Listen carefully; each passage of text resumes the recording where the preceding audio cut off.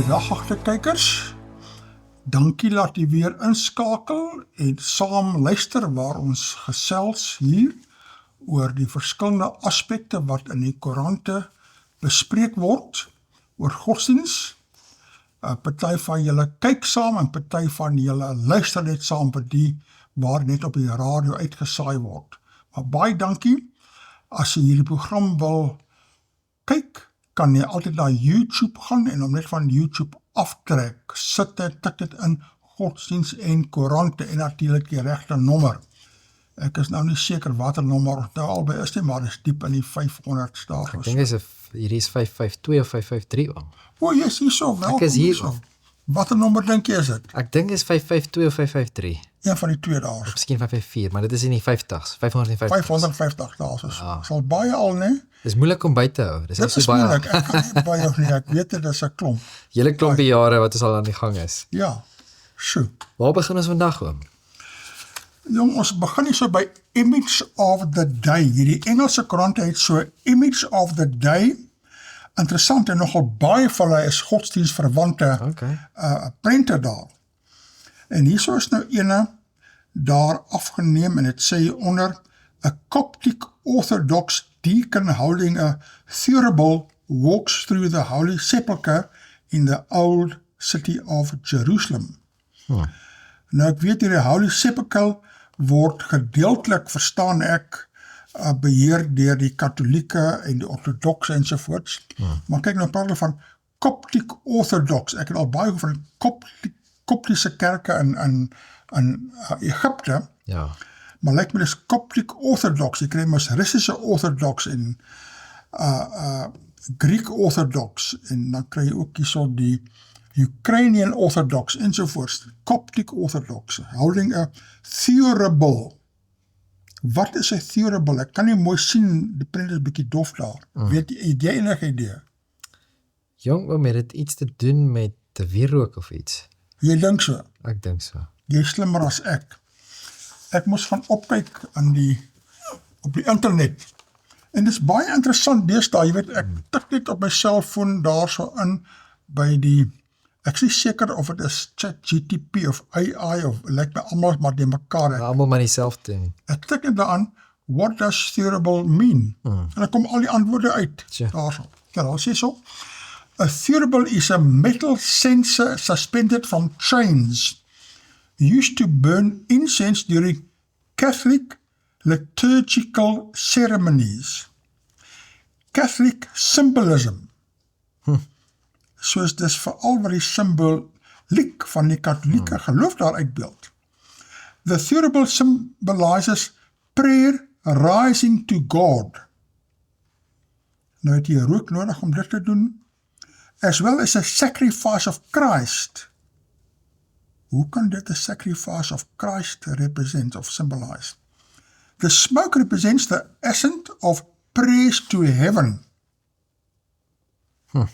Nou ja, ek bly maar protestant, ek verstaan nie al hierdie Ja, vir my katholieke dit is interessant, want die ding is, baie van die gebruike, ons weet in die Ou Testament, in die heiligdomstelsel, was daar ook seker soos wierook en so voort, maar dit was deel van die offerstelsel, ja, wat tot 'n einde gekom het, toe Jesus vir ons gesterf het, die volmaakte offer. ja. So, dit is hoekom ons nie enige van daai doen nie, want ons glo dat Jesus was die Messias, hy het gekom, en hy was die volmaakte offer gewees. Ja, soos miskien het hulle hierdie oorgedra of iemand of hulle, solank die paus sê is reg, dan sê ons reg, hy is mos die groot baas daar. So, hier het ons ook nog 'n prentjie, Ja, met ook Image of the Day, en het wys daar so as 'n klomp bootjies op lyk soos 'n groot rivier, né? Kom ons lees wat sê die so. Residents attend the procession of the Virgin, taking an image of the Virgin of Candelaria along the Papalopian River during the Candelaria festivities in Tlacotalpan, Veracruz State, Mexico. En daar so staan mense daar so. Klomp mense hoor, op die water. agter die beeld van Moeder Maria aan daar so. Ja. Die snaakste rituele wat hulle het, lyk my die katholieke kerk is daar amper meer rituele as waarheid. Sure. Ai, ek is bly ek is nie daar nie. Dan is so ietsie interessant, plaaslik hier so, Maitland Cemetery, sommer baie naby ons, fire leaves crosses untouched. The city's fire and rescue services have confirmed that a fire at Maitland Cemetery which swept over grave sites was quickly extinguished. Images on social media show that the crosses on the graves remain untouched, with residents calling it a miracle and the hand of God. What a powerful God we serve. Not one cross burnt out, one woman wrote on a Maitland Cemetery grave cleaners via Facebook. Another said, I went to check this morning. I was amazed that the crosses still stand. The fire stopped just before it could reach my mom's grave. Just goes to show when they say holy ground, it means blessed ground. A powerful message to all, another said. Ja, nou die ongelowiges sal seker nou 'n klomp wetenskaplike verklaringe hiervoor soek. Miskien was die brand net op die gras, hy was nie baie sterk nie, maar baie van hierdie hout is maar gemaak van pine en wat en Hy is baie droog. baie droog. Hy staan heel dag in die son. Ja, So, dit is vir my, ek kan dit amper nie glo nie, né? soos hy behoort vlam Ja, hy gevat moet het. vinnig gebrand het. Baie vinnig aan die brand. Ja, maar nie een van hulle daar nie. Soos, is dit 'n wonderwerk? Is dit nie? Ek weet nie. Maar ons is dankbaar vir die simboliek. Ja, partykeer gebeur Sure. sulke snaakse dinge. Ek moet jou vertel. Ek het ook een keer toe ek nou 'n bietjie jonger was, het ek gery na Woester 'n paar keer en toe het hulle begin die Teewatersdam bou daar en hulle die pad verlê. Maar ek is mos nou jonk en slim en vinnig en ek dacht, nee, ek gaan nie hierdie verbouings vat nie, ek gaan die ou pad vat. En ek vat die ou pad en ek ry. En toe ek sien, toe ek in die middel van die dam gery, die water opgestoot daarso. Nee. Ja, en daar sak my kar af, dit was 'n Volkswagen 412. Hy is mos soos 'n ens agter en voor lig en daaronder is hy so plaas, so hy soos 'n ski gegaan daar, ek kon nie verstaan nie. Toe ek sien, hier ry ek en nou sit doodstil en ek maak die deur oop en is net water. Nou ja, hy sak toe tot so halfpad af. En toe later, toe kom 'n boer en hy trek my uit en toe haal ek my Bybel uit en my Bybel was in 'n koerant, nie 'n koerant nie, aan 'n bruin koevert. En ek die Bybel uithaal, kurkdroog. Oom is nie ernstig. Ja. Nou was dit 'n wonderwerk, was dit die water wat nie deur die koevert kon of wou gaan nie, wat ek glo dit kon gaan, soos was my net ook fascinerend. Party van die ding, is dit 'n wonderwerk of nie, ek weet nie, maar Ek dink baie keer laat die Here sulke tipe goed gebeur, net om ons te weer te herinner ja, en ons te laat dink. ja. Want baie keer ons lewe so besig en dan bring iets soos dit bring ons tot stilstand net om weer te besef. Ja. Ek dink nou nog daaroor. Sure. In elk geval. Sure. Wat het jy daar? Hier het ons nou een. Ja. En dit baie mense vra hierdie vraag. Dit sê, Here, hoekom gebeur dit met my? Ja, Al ooit daai vraag gehoor. maar ek vra dit amper elke dag. Of nie meer amper elke dag, dan minder nou, want ek het nou al geleer al, ek het die antwoord half geleer al. Nou hierso sê dit, toe die blitsbok Sebastian Job, verlede seisoen in die einste Singapore is Job teen die Britte met 'n rooi kaart afgestuur vir 'n ontoelaatbare duikslag. Dit was 'n kort nadat hy in Vancouver verlede jaar ook met 'n rooi afgestuur is. Ek onthou, toe die skeieregter my met die rooi kaart afgestuur het ek gewonder, Here, hoekom gebeur dit met my? Hoekom moet U my nogmaals deur hierdie moeilike situasie neem? U neem my deur die situasie, net die Here word half geblameer. Het Job van dese week aan Netwerk 24 vertel. Dit was vir my erg genoeg dat ek in my vorige toernooi met 'n rooi kaart afgestuur is. Toe maak ek in my terugkeer basies presies dieselfde fout. Wat, lees daar weer oor? Toe maak ek in my terugkeer basies presies dieselfde fout. Toe maak ek dieselfde fout. Soos dit hy wat die fout gemaak het of die Here wat die fout Jy sien, daar's hy antwoord self daar. Hy het die fout gemaak. Ons maak baie keer die foute, omdat Here, hoekom het jy dit gedoen, of wat ook al, maar ons maak die foute daar. Nou ja, nou weet hy, hoe het dit gebeur? Hy het self die fout gedoen daarso, en hy het dit herhaal. Hy sê dit ek was regtig baie teleurgesteld en nie op 'n goeie plek nie. Ek kom uit 'n goeie huis, maar dit is beslis nie vir my 'n maklike pad om tot hier by die blitsbokke te kom nie. So, ja, baie mense vra hierdie vraag, en nou hierdie is nou maklik om raak te sien, om te sien dat, hoorie, dit is sy fout. Baie keer is dit moeiliker om raak te sien, dat dit ons foute is, dat ons eie... Is dit buite jou beheer? Die ding is, in sekere gevalle, nee, so ons lewe in 'n sondige lewe, ons is protestante, wat nog glo dat daar so iets is so sonde, as ander mense wat ons nie glo in die sonde nie. Ons lewe in 'n sondige wêreld, so dinge gebeur. Verstaan, daar's baie keer dinge wat in jou lewe gebeur, as gevolg van sonde. Ja. Baie keer is daar dinge wat jou gebeur as gevolg van ander mense se slegte keuses, en dan is daar ander dinge wat gebeur met jou as gevolg van jou slegte keuses. En ek dink dit sal goed wees as ons kan bietjie bid en vir die Here vra, gee vir ons die onderskeidingsvermoë oor wat is dinge wat ek self oor my pad bring, wat is dit wat ander mense, wat is dit as gevolg van sonde, wat is dit miskien wat U toelaat om my 'n beter mens te maak? Ja, om my karakter te bou. Ja, verstaan, so ons moet dit vir onsself afvra, maar ons moet nooit die Here die skuld gee nie. Hy is nie die een wat sonde begin het nie. So, ons het daai keuse gemaak. Presies, ja. Jong, nou het ek hierso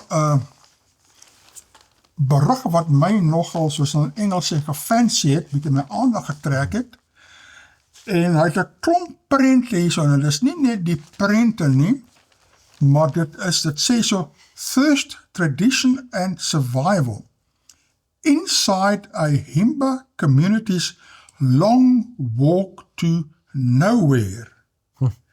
En die kwessie van die Himbas, ek het al heel wat oor hulle gehoor, en dit is iets fascinerend. Nou kom ons lees 'n bietjie wat hulle sê hierso.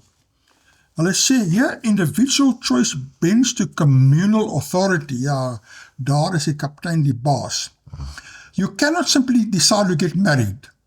The chief decides. Nou ja, daar weet hulle wie is baas, ons moet maar nie te hard op sê nie.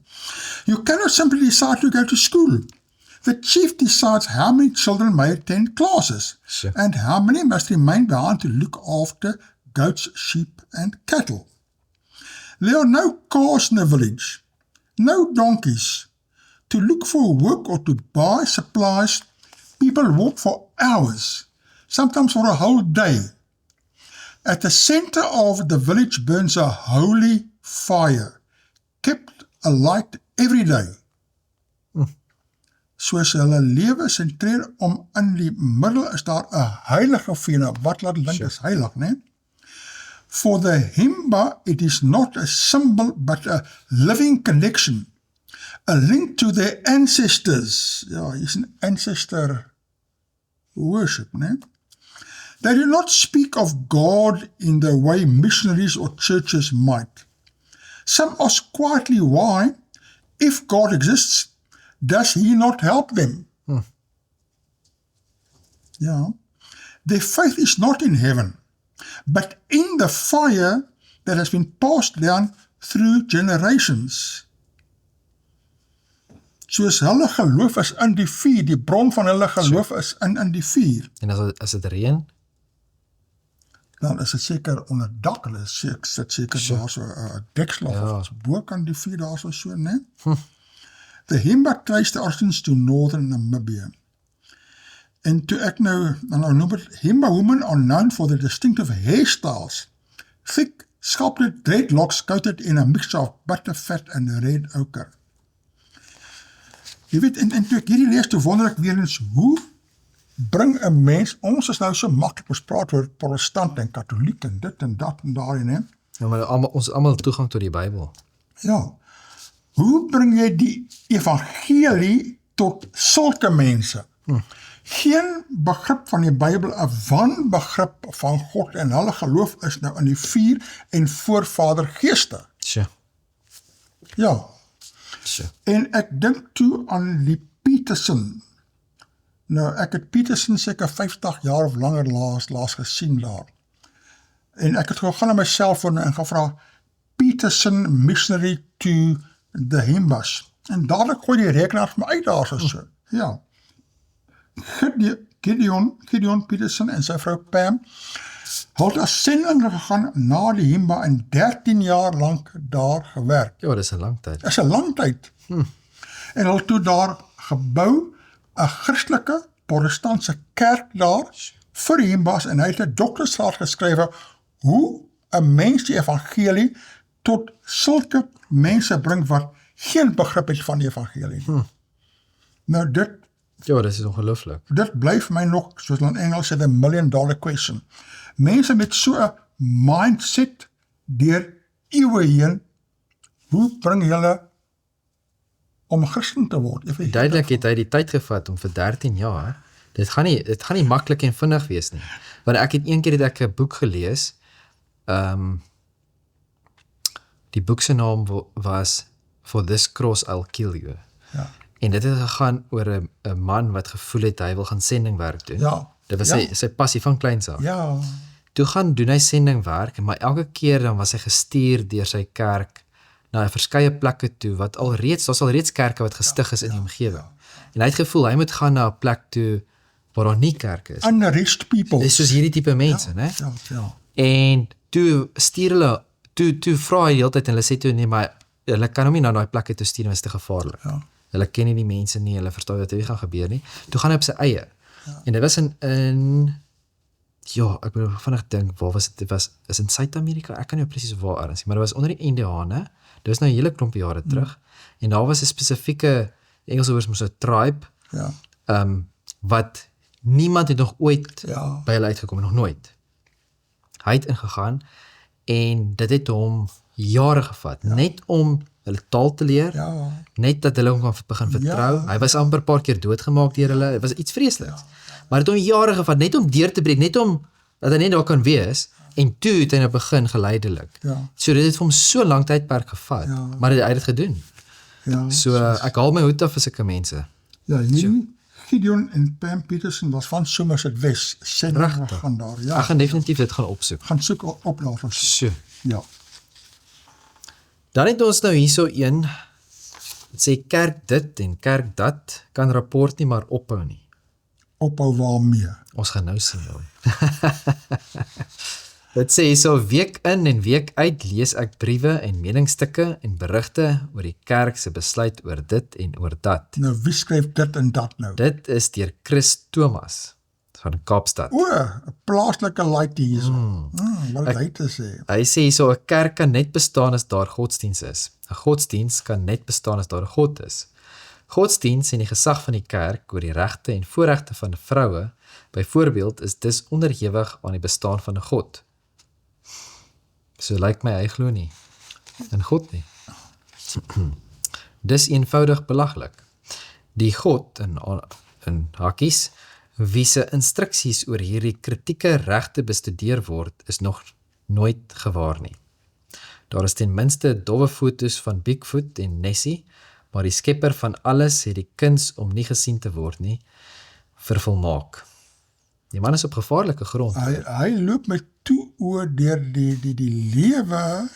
Nou okay, jy sal nie vir God self sien nie, maar jy sal sy skepping sien en sy skeppingswerke sien. Wel, dis baie interessant. Ek het so rukkie terug was ek by 'n kampvergadering en daar was 'n man wat gekom het, hy doen sendingwerk in al die moslimlande. En hy het die een aand seker vir amper 3 ure lank gepraat en net stories gedeel oor moslems wat in die aande wakker word en dan sien hulle vir Jesus. Ja. En dan praat Jesus met hulle en sê vir hulle klomp dinge wat hulle nog nooit gehoor het nie. En dan gaan soek hulle op die internet en dan kom hulle af op die Bybel. Ja. So vir hom wat sê dat hierdie God steek homself weg, ek dink eerder is dat ons is net op die regte plek sodat ons hom kan sien nie, want as ons hom sien, dan gaan ons nie meer leef nie. Nee, Ons is nie op die regte. Heilig. Ons is totaal onheilig. So, Ons kan nie sê verteenwoordig maar God wys hom aan die wat dit nodig het. Ja. So daar is nie 'n enkele verifieerbare datum vir die bestaan van hierdie God wat homself, vreemd genoeg, aan naïewe Midde-Oosterse barbare verwys die meningsgeslagting in hierdie God se naam geopenbaar het en toe verdwyn het nie. Baie interessant dat hy hierdie Hy is 'n bietjie ek weet nie waar hy sy inligting kry nie. Hy is duidelik 'n ongelowige. Daar is nie 'n God nie. Wys hom vir my. Dis 'n godsdienst suiwer bedrog en het die kerk geen bestaanreg nie. En is die kerk se menings oor enige iets irrelevant, behalwe dat gelowiges ook stem en dus verduur en gepaai moet word. Hulle glo klaar volslaa snert. Hulle is kanonvoer vir politici. Hulle sal beloftes vir soetkoek opeet. En dan verwys hy na MAGA, nee, dit is die Make America Great Again. Wat 'n merkwaardige en skandalige vermorsing van tyd, waaroor die kerk besin en waaroor rapport berig.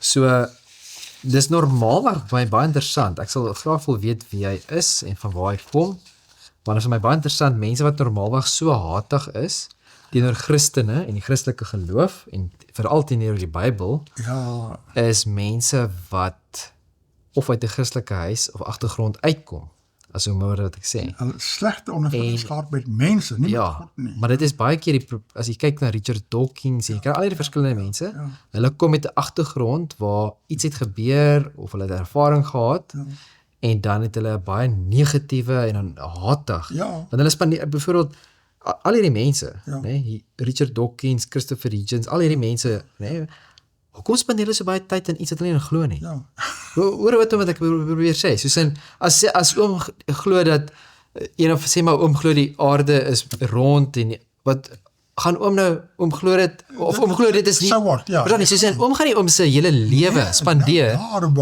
om maak iets te bewys wat nie is nie, verstaan, dit maak nie sin.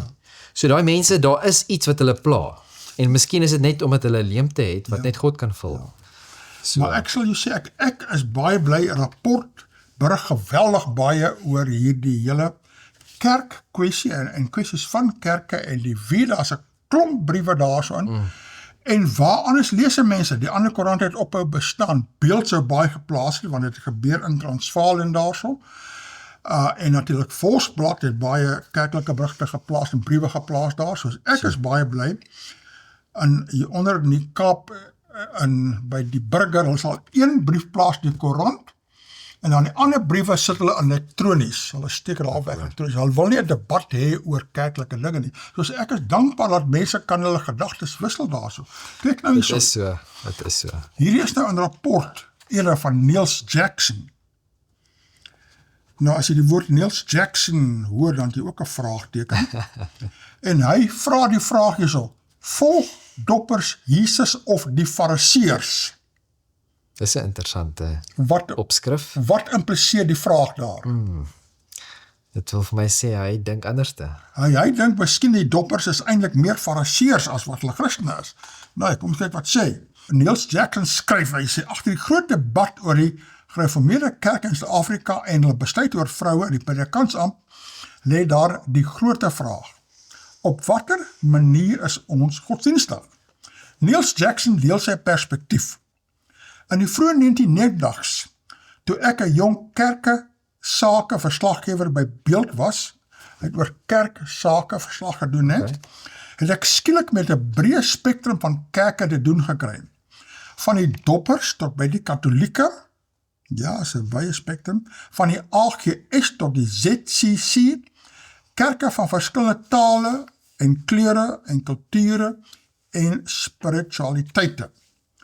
Wat my opgeval het, was dat almal Jesus aanbid, maar dat Jesus in verskillende kerke so verskillend gelyk het.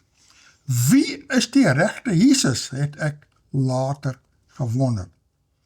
Dis 'n baie goeie punt wat hy maak daaroor. Ja, Dit is wat ek laasweek genoem het, is dat dit is meeste mense se grootste probleem wat hulle het, is hulle soek nie vir Jesus nie. Hulle soek nie wie is God nie.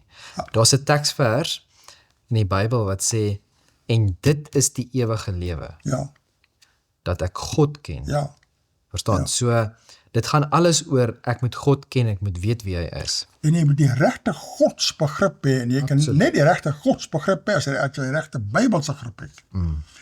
Dan sê, wat my baie gou getref het, was die geweldige spanning tussen Jesus en die godsdienstleiers van sy tyd.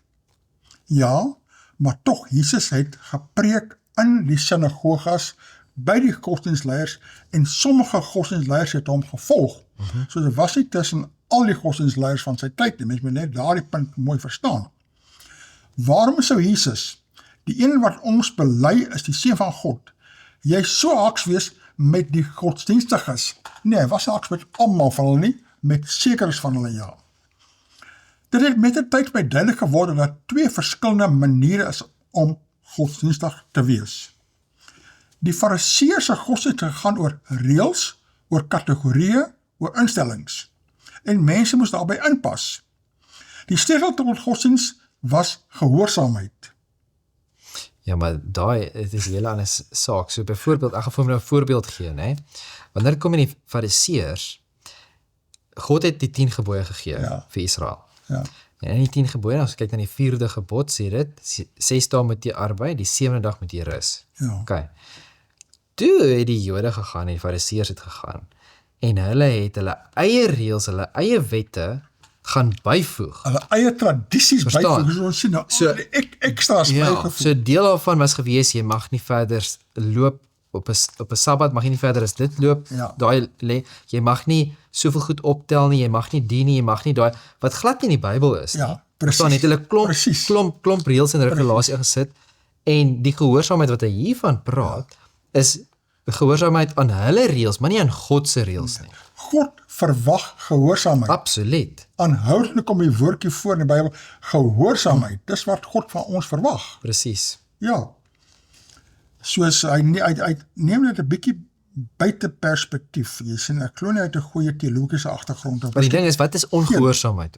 Ongehoorsaamheid is jy breek die wet van God. Ja. En om die wet van God te breek, dit is wat sonde is. Ja. So jy kan nie sê gehoorsaamheid is die probleem nie. Nee. Hulle wou, soos 'n dopper dominee eendag op 'n synode oor homself gesê het, nou gesed gehoorsaam wees aan die woord van God. Dis pragtig. Eintlik is dit wat die Here van ons verwag, om nou gesed gehoorsaam te wees aan die woord van God. Maar dan moet jy die woord van God reg verstaan, en as jy reg verstaan, dan sal jy nou gesed wil en kan gehoorsaam wees. En ten spyte van die Fariseërs se edele bedoelings, was hulle volgens Jesus verkeerd. Ja, want hulle het 'n verkeerde verstaan gehad van die Bybel. Die sleutel tot Jesus se godsdienst was die liefde. Jy sien? Die liefde moet nou die plek neem van gehoorsaamheid. Weereens 'n valse begrip. Hy som die wet in terme van die liefde op. Jesus sien mense raak. Hy sien hulle nood raak. En hy help hulle. Hy leef die liefde in praktiese dade van omgee uit. Wat hy vir hulle gesê? Gaan en sondig nie meer nie. Met ander woorde, gaan en wees gehoorsaam. Ja. Wat hy gesê het, maar hy mis die punt. Dit is nie net liefde nie. Soos wat ek al in die verlede gesê het, dit is net liefde, maar die probleem is, hulle weet nie wat is liefde nie. Dit is 'n wanbegrip van liefde. Want liefde, ek het eendag ek dink al op YouTube gedeel, ons by mense gewees, toe sê ek dink ek is te lief vir my kind, toe sê jy moet pas op, né? Want in hulle kop is, as jy te lief is vir jou kind, dan gaan jy nou die kind bederf, en daai tipe van ding. So ek, nee, jy kan nooit te wees, want ek maak 'n grapie. Want as ek lief is vir my kind, gaan ek my kind tugtig, gaan dit dissiplineer, want dit is lief, dis ware liefde. Dis reg. As ek my kind nie werklik lief het nie, dan gaan ek maar seker goed toelaat, want ek sien gepla hulle karakter nie, ek sien gepla hoe hulle gaan enig uitdraai nie, want ek laat maar net toe. Daai is nie liefde nie. So die mense het verkeerde begrip van wat liefde werklik is. As Jesus se volgelinge op 'n Sabbat 'n paar koringare pluk en eet, omdat hulle honger is die Fariseërs hoogs ontstel. Die Sabbat is immers 'n instelling van God. Ja, daar is hy reg. Die wet sê jy mag geen werk op die Sabbat doen nie. Daar's nie uitsonderings of kwalifikasies nie. Dis geen werk, niks. Nou is my vraag, is eet werk? Is om koringare te pluk werk? Jy sien, hulle het 'n wanbegrip van werk en wat nie werk nie, né? En dit is presies die probleem wat die Fariseërs en die Jode gehad het. Ja. Dis hoekom hulle gekom het en gesê, mag nie hierdie, mag nie daai nie. Maar dit is hulle eie reëls. Ja. Maar Jesus sien sy 100 disippels en sê vir die fariseërs, die Sabbat is vir die mens gemaak. Nie die mens vir die Sabbat nie. Korrek. Mense is vir Jesus belangriker as 'n instelling soos die Sabbat. Ja, maar hy het dit vir hulle gemaak, sodat die mens kan kommunikeer en kan rus. Hy het gesê, onthou die Sabbatdag in die 4de gebod, né? Maar dit is die stelling wat hy maak is nie reg nie. Want jy Nee. kan nie sê mense is vir Jesus belangriker as die instelling van soos die Sabbat nie. Nee. Want dit is om te sê die mens is belangriker as die wet van God. Ja. Verstaan jy? So jy kan nie eers daai stelling maak nie. Dit gaan nie oor hierdie is belangriker of daai is belangriker nie. Ja. Dit gaan oor wat is reg, wat's verkeerd, wat verwag God van my? Ja. En as ek God liefhet, dan sal ek hom volg. Dan sal ek doen wat reg is. Ja. Dan gaan hy aan en sê, daar's verskeie verhale van Jesus wat iemand op die Sabbat genees. En eintlik het ek gehoor dat alle genesings van die Here het op die Sabbat plaasgevind. Baie van Meeste. hulle, ja. En ek dink, omdat hy vir die mense wou wys, dis geoorloof om op die Sabbat goed te Dis wat doen. hy gesê het, ja. Hoeveel keer het hy gesê is geoorloof om goed te doen op Die Sabbat is nie ingestel as 'n las nie, is ingestel as 'n plesier vir die mens tot seën, né? Ja. Telkens is die godsdienstiges ontsteld. Hulle sou liewer wou hê dat iemand nie genees word nie as dat op die Sabbat gebeur. Hulle sou die wet ten koste van mense toepas. In Markus 3 lees ons dat Jesus diep bedroef was oor hulle verhardheid. Ja, en hulle wanbegrip van godsdiens. Jesus sê in die bergrede vir sy volgelinge, hulle moet meer gehoorsaam wees as die fariseërs. Nou kyk wat sê hy nou, né? Eers sê gehoorsaamheid tel nie. Jesus sê, jy moet meer gehoorsaam wees as die fariseërs. Soos Jesus het nie gehoorsaamheid minderwaardig gemaak of afgekraak nie. Hoe op aarde is 'n mens meer gehoorsaam as die hypergehoorsame fariseërs? Ek het eintlik besef dat 'n mens doen dit deur die hart van God se wet, liefde na te volg. Ja, liefde het sy plek, maar nie 'n wanbegrip van liefde nie. Paulus skryf immers aan die Romeine dat die liefde die volle uitvoering van die wet is. Ja, En dit is so. jy onderhou die wet. Omdat ek God lief het. Ja, Verstaan, so dit is dieselfde soos byvoorbeeld, as my vrou my iets gaan vra, en ek gaan dit vir haar doen, Ja. dan doen ek, gaan ek moet dit doen vir haar. Ek doen dit want ek is lief vir haar. Ja. Verstaan? Dieselfde as die Here van my iets verwag, dan gaan ek dit doen, Ja. want ek is lief vir die Here. Ja. As ek dit doen as ek nie lief is vir hom nie, gaan dit nie baie lank hou nie, dan gaan ek dit nie meer wil doen nie, Precies. want liefde is nie daar nie. So dit is waar. ja. Dan sê hy, vir my het nog 'n kop skyf geverg, want die soort godsdiens waarmee ek groot geword het in baie opsigte meer soos die fariseërs se reëls godsdiens gelyk as na Jesus se liefdesgodsdiens. Ja, dis 'n bietjie jammer en ouers moet versigtig wees hoe hulle kinders godsdiens, en dis nie alles net moet nie, maar daaroor is die nuwe verbond, die Here sê in ons harte, ons wil, en nie omdat ons moet nie. Ja, en die hele ding is wat ons laas keer ook genoem het, is dat sonder gehoorsaamheid, né, Ja, maak jy genade goedkoop. ja, Want so jy kan nie een van die ander een wegvat nie. So God se oordeel wat hy daar het, is deel van sy genade en sy liefde wat hy wys vir die mens.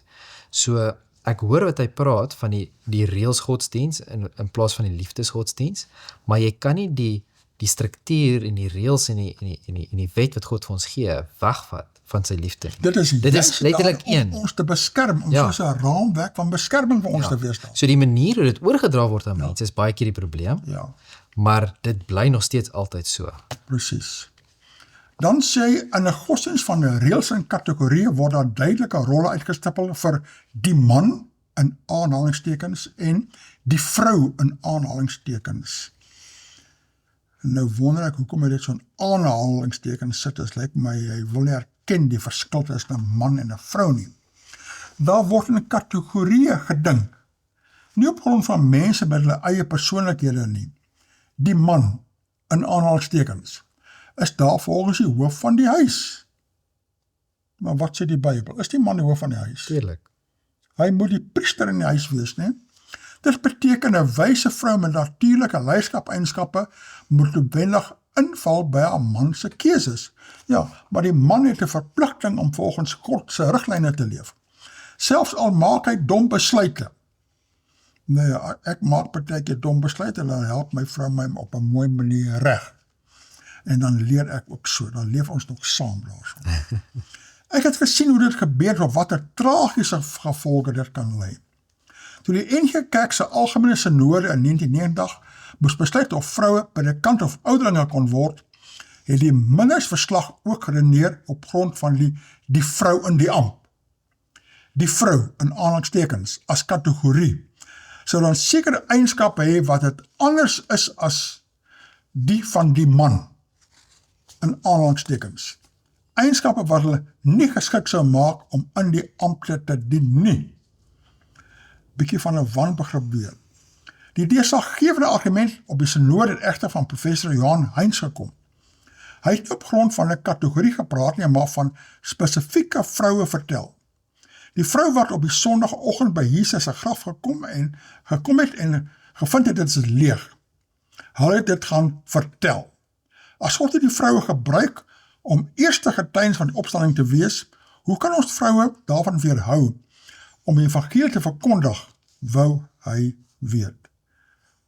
Ek dink hy trek die lyn 'n bietjie ver en hy maak 'n bietjie verskillende aannames daar. Dis nie ter wille van die vroue self dat hulle die geleentheid moet hê om predikante te word nie, dis ook ter wille van die kerk dat dit moet gebeur. Hy het nog nie enige Bybeltekste gegee om sy saak te sterk nie, né? Jesus het vir ons kom wys God gee om vir mense, ja. Dit behoort ook die sleutel te wees in die besluite wat ons neem. Ek het oor 3 dekades baie van die Dopper se kerkvergaderings bygewoon en daaroor verslag gedoen. Oor die algemeen is my indruk dat hulle wonderlike, opregte, hartlike mense is, maar dat hulle soms vasgevang is in 'n godsdienst van reëls en kategorieë. 'n Godsdienst wat meer lyk soos die godsdienst van die Fariseërs as wat dit lyk na die godsdienst van Jesus. Ja. Dit is amper soos mense sê partykeer, ja, maar jy's wetties. Nee, is nie wetties nie. Jy's wetsgetrou, jy's wetsgehoorsaam. So ons moenie wetsgehoorsame mense verwar met mense wat net vasgevang is in reëls nie, né? Dan eindig hy af.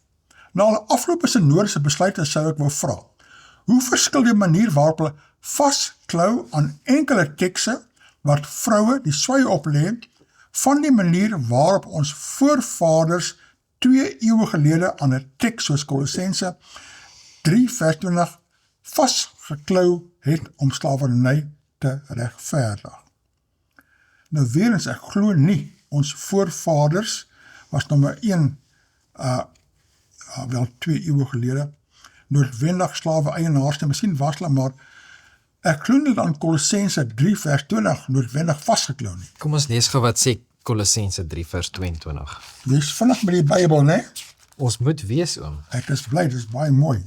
3 vers 22, né? Ja. Sê diensknegte, julle moet julle Here na die vlees en alles gehoorsaam wees. Nie met oordien soos mense behaars nie, maar in eenvoudigheid van hart, omdat julle God vrees. So wat sê daai Vir gehoorsaamheid. Wat is fout daar hiermee, oom? Dit Maar sê daar die woordjie gehoorsaam. maar dit gebruik die woord diensknegte, nie slawe nie. Diensknegte, ja. Daar's 'n ander gedeelte waar Paulus spesifiek gepraat het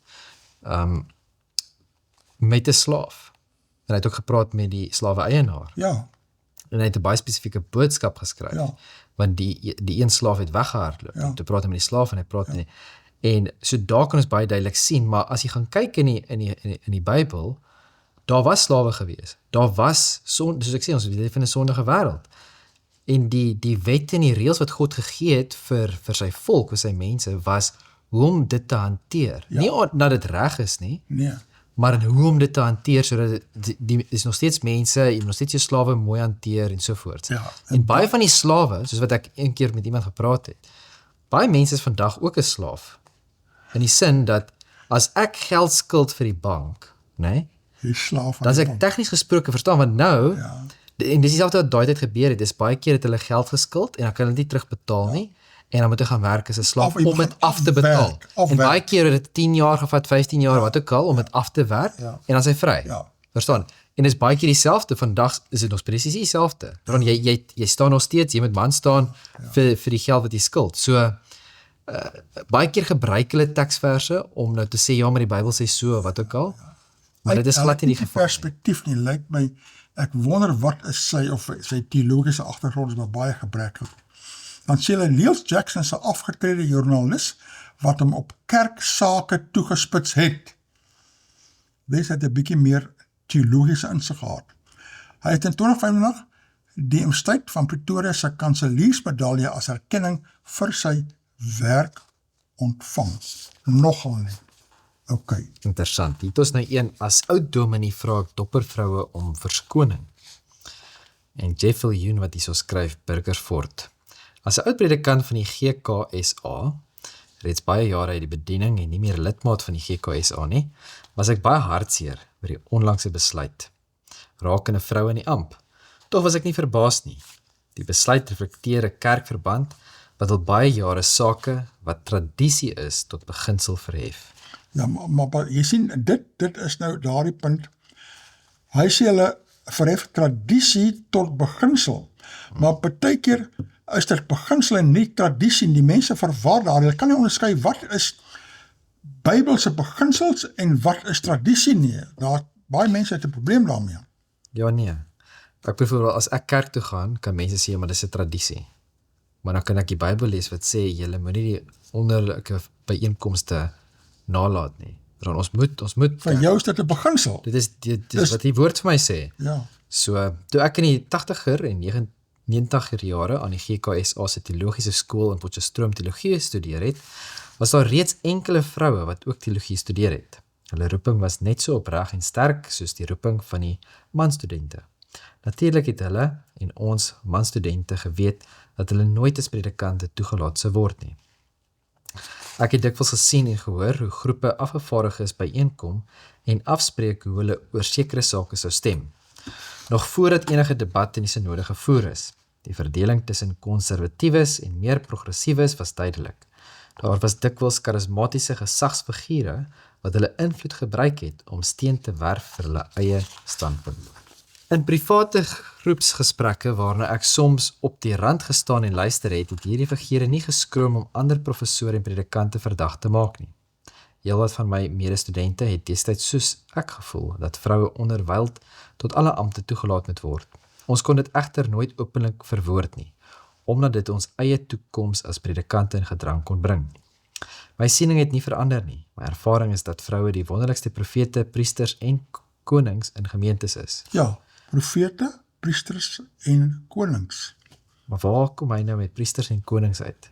Ja, Want in die Bybel praat van profete. is daar vroue as vroue as profete. profete, Nie maar as ek het nie priesters een, nie. Dat ek nie het een nog nie een priester vrou nie. vrou en ook nie 'n koning vrou in die Bybel gesien nie, maar in elk geval. God is nie 'n seksis nie. Daarom wil ek graag namens al die GKSA professore, predikante en lidmate wat die Here ken soos ek hom ken en die waarheid van sy woord aanvaar opreg verskoning aanbied aan Annelie, Ronel en soveel ander wat na hulle gekom het, maar wat ek nie ken nie. Die kerke het julle 'n verskriklike onreg aangedoen en doen dit steeds, sonder enige teken van selfinsig en bekering. Diegene wat nie die verskil tussen tradisie en beginsel kan of wil insien nie, Jy sien, moet weet dat God se wiel draai, al is dit soms stadig.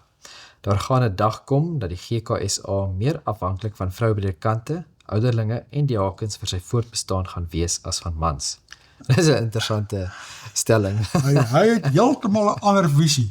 Heeltemal 'n ander visie. Ook gaan mans uitsterf? Wat gaan gebeur dat die man se team nie kan doen nie, oom? Ek dink Is 'n interessante stelling. ja, hulle sal moet hulle hele synodale besluit van die Bybel sal moet verander en dit sal nie maklik gebeur nie.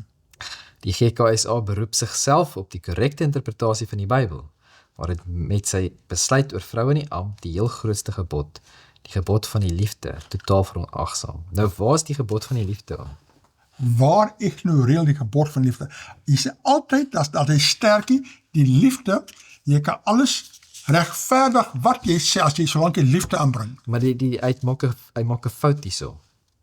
Want dit is interessant, baie van hierdie mense wat hierdie skryf, nê? Ja. Hulle sê die Bybel sê so of God of wat ook al, maar hulle sê nie gee nie van ons teksverse nie. Ja. Nou Jesus sê daar's twee gebooie. En hy sê die grootste gebod is jy moet God lief hê. Ja. En dan die tweede een, jy moet jou naaste lief hê soos jouself. Ja. So die grootste gebod is nie jy moet jou naaste lief hê nie. Die grootste gebod is jy moet God lief hê, want dit is die begin. Hoe het jy God lief? Dit is maar dit is die beginpunt. Want as jy God lief het, Ja. dan sal die res in plek val. Verhoudinge. Verstaan? Dis dieselfde met die vrug van die Gees. Het al daai verskillende eienskappe van die vrug van die Gees, lydsaamheid en al daai wonderlike, maar dan liefde is daar. So as jy liefde het, dan sal jy die res hê. As jy liefde tot God het, dan sal jy jou naaste lief hê soos jouself. En as ons kyk na die 10 gebooie, dan sal ons sien die eerste 4 gebooie van die 10 gebooie is ons liefde tot God. En dan die laaste 6 is ons liefde tot ons naaste. So toe Jesus kom en hy sê die 2 gebooie wat hy vir ons gee, is presies dieselfde as die 10 gebooie. Maar so ek verstaan nie hoe hy kom met hierdie die grootste gebod nie. My vraag is, hoe bewys jy jou liefde vir God? Deur wat? Deur my werke. Deur gehoorsaamheid. Ja. Deur wat jy doen, nee, gehoorsaamheid. Weerens ja nie soos Dis is baie interessant. interessant hoe baie nie gereformeerdes, met ander woorde nie lidmate van die gereformeerde kerk van Suid-Afrika nie, vat nou die arme gereformeerde kerk nou aan. Laat die kerk glo soos wat hulle die Bybel verstaan daar. En wat vir my interessant Wie is, ons om hulle nou heeltemal tot ander sieninge te wil dwing. ek het 'n video gesien van iemand waar hulle gepraat met mense, want daar is mos nou is Valentynsdag is mos nou amper. Ja, En dan vra hulle nou vir die mense, so hoe bewys jy jou liefde tot jou familie of wat ook al, hè? En almal presies dieselfde antwoord gegee. Ja. Almal sê acts of service. Ja. So wat jy Jou dade, jou wat jy dade. doen ja, vir daai persoon, dit is hoe jou liefde bewys. Verstaan nou? ja. So, maar ons glo dit nie want dit kom met God nie. Ja, dit is 'n wanbegrip. Hier's nou 'n interessante ene van die kerkbode. Kerkbode sê, spanning loop hoog. Maar daar's baie spanning het ontstaan, onnodig, want hulle wil almal die GKSA vasvat. Jy verstaan, en hulle reg help, en hulle tot hulle sieninge oorhaal en oordwing. Sonder voldoende Bybelvers, hulle haal nie die Bybel aan nie. Die hoof hierso sê, spanning loop hoog, maar luister openhartig in aanhalingstekens, gesels na GKSA die besluite neem op pots. Dan sê dit, die amptelike persverklaring wat hieronder ingesluit word, is nie 'n nuusberig deur kerkbode nie. Die persverklaring word in sy geheel hier gepubliseer vir die rekord en ter wille van lidmate se vrye toegang tot amptelike inligting in die kerk. Leiers van die NG Kerk en Hervormde Kerk het in 'n gesamentlike skrywe gevra met die gereformeerde kerke in Suid-Afrika, GKSA, te ontmoet en oor teologiese verskille en die verhouding tussen die kerkverbande te praat.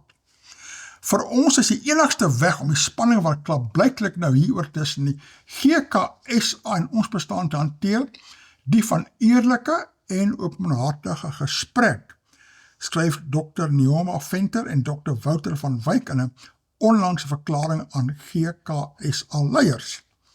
Venter en van Wyk verteenwoordig die onderskeie kerkverbande wat in gesprek met die GKSA wil bly. Die skrywe volg 'n maand laat die GKSA synodes op Potchefstroom.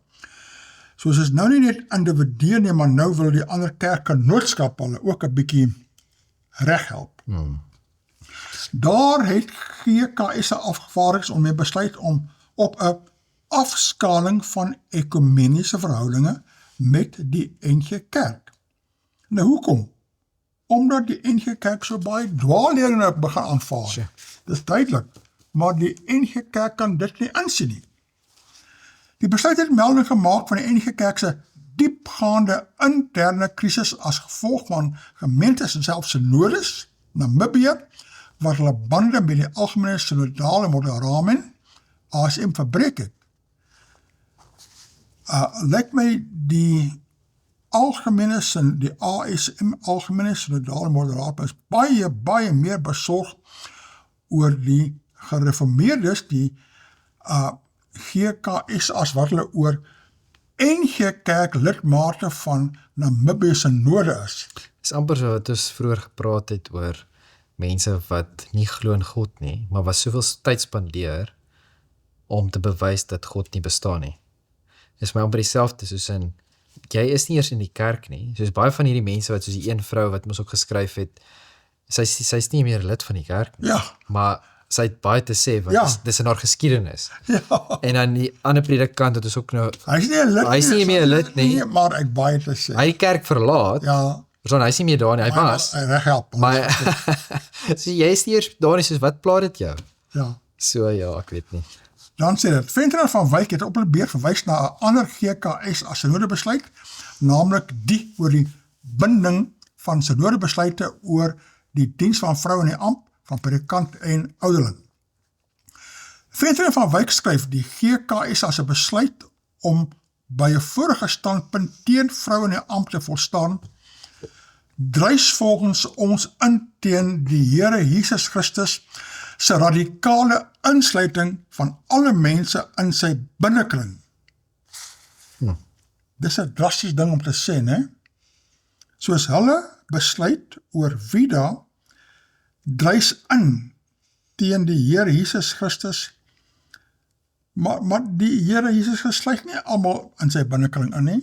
So glo hy, almal gaan gered word. Ja, almal kom in daar so. Dit is waaroor mos die groot twiste is daar. Almal bereik die hemel daar so. Nee, die Here het baie sterk spesifikasies en voorwaardes en riglyne daar so.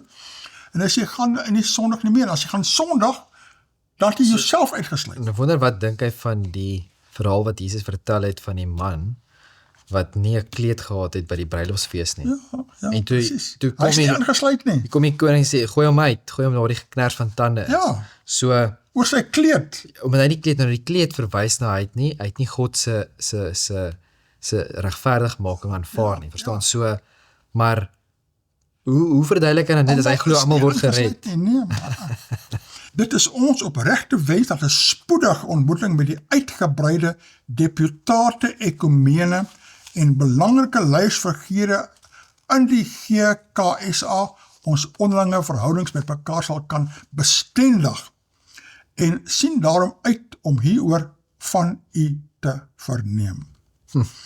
Dan sê dit, die GKSA hou elke 3 jaar synodesitting in Potchefstroom. Vanjaar se sitting het op 5 tot 10 Januarie plaasgevind en is deur 280 afgevaardigdes bygewoon. Afvaardiging word deur 7 streek synodes van die GKSA gedoen. Die vergadering het ook deur buitelandse afgevaardigdes bygewoon. Hoewel daar tans wel vroue as ouderlinge dien in sommige gemeentes, word vroue nie afgevaardig na meerdere vergaderings nie, volgens 'n woordvoerder. Dan is hierso die brief, dis nou heel interessant, kyk hierdie brief, bo is die kenteken van die Nederduits Hervormde Kerk van Afrika en regs daarvan die NG Kerk, soos die briefhoofde is gekombineer. Interessant. Een is Dr. Wouter van Wyk, sekretaris van Kommissie van Algemene Kerkvergadering, en ander een is Dr. Neoma Venter, algemene sekretaris, algemene synode van die NG Kerk. En hierso is hulle versoek om gesprek. Nou kom ons kyk presies wat skryf hulle. Hulle sê, geagte broers in die geloof. Nou, hulle sê nie broers en susters nie, geagte broers in die geloof. Miskien is dit net die broers met wie hulle gesels nou hierso. Ons dink met groot waardering aan julle as medegelowiges met wie ons langer as 'n eeu en 'n half al 'n besonder noue band het. Ons is diep onder die indruk daarvan dat al 3 ons kerke 'n gemeenskaplike herkoms het, dieselfde belydenisse onderskryf en in soveel verbande al met mekaar saamgewerk het. Ja, maar hulle wil erken hulle teologies geweldig uit mekaar gedryf. Geweldig, daar's geweldige verskille teologies tussen hulle afgelope 20 jaar ontwikkel. In ons verkondiging van die evangelie van Jesus Christus deel ons 'n roeping in die wêreld wat dikwels van God vergeet. En werk ons plaaslike gemeentes, kerke, meermale baie hartlik met mekaar saam. Ons harte word warm wanneer ons aan gesamentlike ondernemings soos Bybelvertaling, godsdienstonderrig op skool, die viering van 500 jaar sedert die reformatie en maatskaplike diens dink. Ons getuig oor dekades saam teenoor owerheid en onderdaan. Ons aanbid God in dieselfde taal, maar hulle basis van aanbidding is nie meer dieselfde en die siel van God nie meer dieselfde nie. Ons is met bande van bloed en liefde aan mekaar verbind. Maar hoe verbind is hulle met bande van dogma? Hulle dogma het baie uit mekaar uitgevloei daar. Juist daarom vind ons dit hartseer dat die bande tussen ons 3 kerkverbande oor die afgelope dekades of wat al losser geword het. Sedert die gesamentlike viering van Reformatie 500 in 2017 het geen byeenkoms van die tussenkerklike raad plaasgevind nie en kon enkele verteenwoordigers van die 3 kerke slegs sporadies ontmoet. Die ontwrigting van die COVID-pandemie het sekerlik hierin 'n rol gespeel, ook landsomstandighede en die debatte daaroor. Soos ook besluite van synodes van ons kerke en persepsies daaroor. Die GKSA se eensydige kansellasie vir 'n byeenkoms van die TKR op kort kennisgewing in 2025 was vir die NG Kerk en Hervormde Kerk 'n groot teleurstelling. Ja, maar die kerke het teologies uit mekaar gedryf. Wat interessant is oom, jammer ek om in die rede val, dit tref my nou net.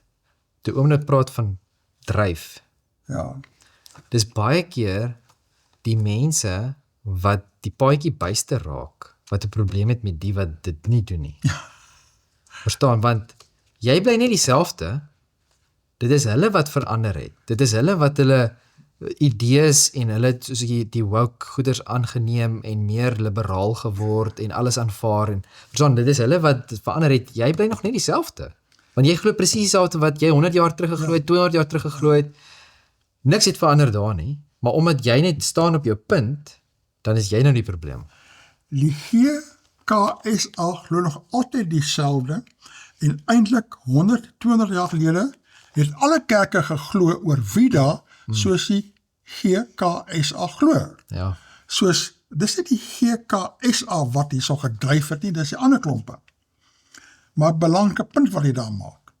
Dan sê dit, die GKSA se deputate ekumene binnelands het gedurende 2025 afsonderlike gesprekke aangevra met die Algemene Synode Moderamen van die NG Kerk en die Kommissie van die Algemene Kerkvergadering van die Hervormde Kerk. Die NG Kerk se ACM het hulle ontmoeting met die GKSA se deputate as spanningsvol beleef. Ja, want hulle glo totaal verskillende dinge. Drassies in mekaar het gedryf. Terwyl Hervormde Kerk teleurgesteld was dat daar geen verteenwoordiger van die GKSA hulle Algemene Kerkvergadering 'n maand later bygewoon het nie. En dat hy ook geen goeie boodskap van die GKSA ontvang is nie. My vermoede, die GKSA het gedink, maar wat het ons meer in gemeen? Die GKSA het meer in gemeen met sommige ander kerkgenootskappe as wat hulle het met hierdie sisterskerke. Iemand sê nou, maar jy kan nie meer praat van sisterskerke nie, dit is stiefsisterskerke. Of daar's 'n familietwis, daar's nie meer sisters daar, of broeders nie in elk geval. Dis interessant. Die NG Kerk was ook teleurgesteld dat geen opvolggesprek, soos hulle versoek het, met die deputate gevoer kon word voor die GKSA se synode van 5 tot 10 Januarie 26 nie. Nou wat wou hulle met hulle bespreek net voor hulle synode? Hulle gaan nie die GKSA verander nie. En dat die synode volgens berigte die ooreenkoms van samewerking tussen die GKSA en die NG Kerk opgeskort is. Hoekom? Want hulle teologies uit mekaar gedryf. Hoewel die NG Kerk en Hervormde Kerk beide genooi is om geskrewe, goeie boodskappe aan die GKSA se synode te stuur, het daar nie 'n amptelike uitnodiging gekom om verteenwoordigers van ons 2 kerke na die geleentheid te nooi nie. Hoekom moet jy nooi as julle drasties verskil, né? Die NG Kerk en Hervormde Kerk wil daarop vra watter implikasies hierdie verwikkelinge vir ons pad vorentoe as gereformeerde kerkfamilie in Suid-Afrika inhou. En spesifiek die besluite van die GKSA se 2026 synode vir die voortbestaan van die TKR. Ons sal graag hieroor 'n dringende gesprek met die deputate ekumene van die GKSA wil voer. Dit gaan egter ook oor meer. Ons het in bogenoemde ontmoetings van albei ons kerke se moderature met die deputate van die GKSA daarvan bewus geword dat ons ingrypend van mekaar verskil oor die roeping en gawes van vroue in die kerk van Christus. Ja, hulle het ingrypend begin verskil oor baie dinge. Kom hulle nou eens agter of wat? Ja, maar die ding is soos wat ek nou genoem het, is soos wie het verander? Wat het verander? Ja. Verstaan? Ja. En hul teenwoordigheid, waardigheid en bydraes in kerklike ampte, leierskap en vergaderings. Ons kan nie anders as om hierdie gedeelte ervaring en verbande te bring met die drastiese besluite van die GKSA se afgelope synode oor vroue in die ampt nie. Dit is duidelik dat die GKSA se besluit teen vroue in die ampt in 'n radikale kontras staan met besluite in die praktyk wat reeds dekades lank in die Hervormde Kerk en NG Kerk geld, as ook in ander gereformeerde kerke in Afrika, Nederland en in die wêreld, soos dit weer in Oktober verlede jaar by die Wêreldgemeenskap van Gereformeerde Kerke se algemene vergadering in Chiang Mai, Thailand bevestig is. So die vraag is gaan jy nou gehoorsaam wees aan die woord en doen wat die kerk nog altyd gedoen het, of nou net om in die laaste paar jare dit verander het, dit is ook om jy moet verander. Dit is nie 'n goeie rede om te verander nie. Die ander punt is laat hulle wys so na die gereformeerde kerk, WCRC, maar hulle is die baie liberale groepering. Daar's ook nie meer behoudende groepering daarso. En hierdie besluit van die GKSA teen vroue in die ampt is niks niets nie. Is net 'n bevestiging van wat hulle glo en gesê hulle gaan dit nou Herbevestig. afdwing Ja. en almal moet daarbey inval. Ja of nee. Dan gaan hulle aan. Op hierdie punt kan die NG Kerk en die Hervormde Kerk nie anders nie as om te stel dat dit om 'n wesenlike teologiese verskil tussen ons en u 2026 synode gaan. Ja, wesenlike teologiese verskil, korrek daar. Ek spel sien nou in. Die GKSA se besluit om by 'n vorige standpunt teen vroue in die ampt te volstaan en van gemeentes, leraars en lidmate volledige instemming daarmee te verwag of om hulle dan andersins as ongehoorsaam aan Christus en losgemaak uit die kerkverband te beskou, dryf volgens ons in teen die Here Jesus Christus se radikale insluiting van alle mense in sy binnekring. Weerens daardie konsep, nie? Wat Ja, maar jy kan nie so redeneer nie. Dus kom ek wonder as mense waar hulle geleer het om te redeneer oor. Net soos logika. Die rede hoekom jy nie so kan redeneer nie, want is kinders ook deel van hierdie binnekring oom. Maar ek gaan nie my kind die leier maak van die kerk. Verstaan hoe? Soos Ja. en jy kan nie gaan op nie, omdat jy deel is van Ja. die groep mense wat verlossing ontvang van die Here af, daarom kan almal leiers wees nie. Want dit is nie, jy kan nie so redeneer nie. So ek verstaan nie dit nie. Hier is heel wat jy nie sal verstaan nie. Dan gaan aan die opmerklike teenwoordigheid van vroue by sleutelmomente in sy lewe en bediening en die feit dat hy self vroue as eerste draers van die nuus van sy opstanding uitgestuur het, in teenstelling tot die waardes van sy tyd.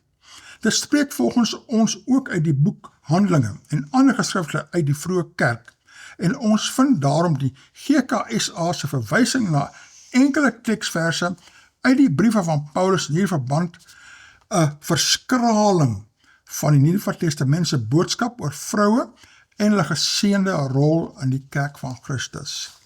Maar die NG Kerk wil alles verbreek en vergroot, alles ruimer maak.